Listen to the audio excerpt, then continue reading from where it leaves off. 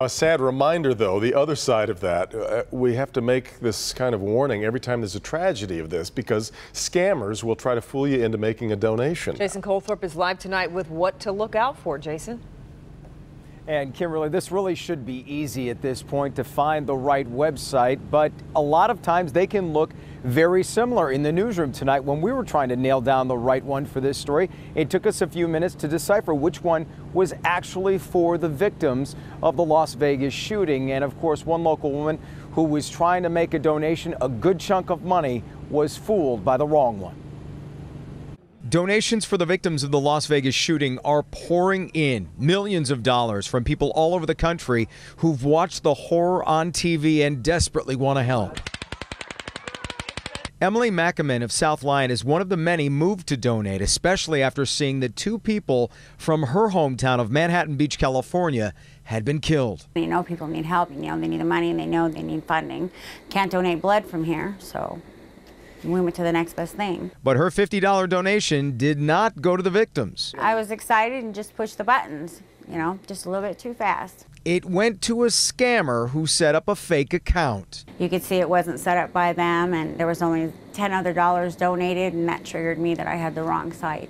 I was devastated. I was like, oh. The Better Business Bureau tells me tonight, use caution with crowdfunding.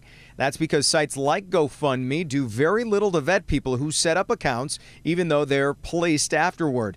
Another good rule of thumb is to check out the charity and make sure it's reputable. And also ask yourself, how will the donations be used? If a site doesn't specify, that's also a red flag. And that people actually try to take advantage of something like this, a tragedy so bad, and then just try to profit off of that. It's disgusting.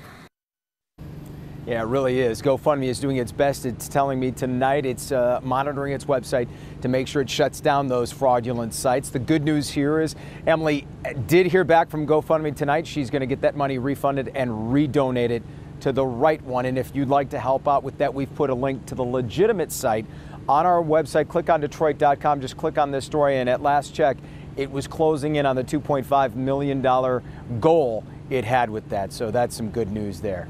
Back to you. Just crazy that we have to put out a warning like that, really though, is. every time. Yeah. All right, Jason.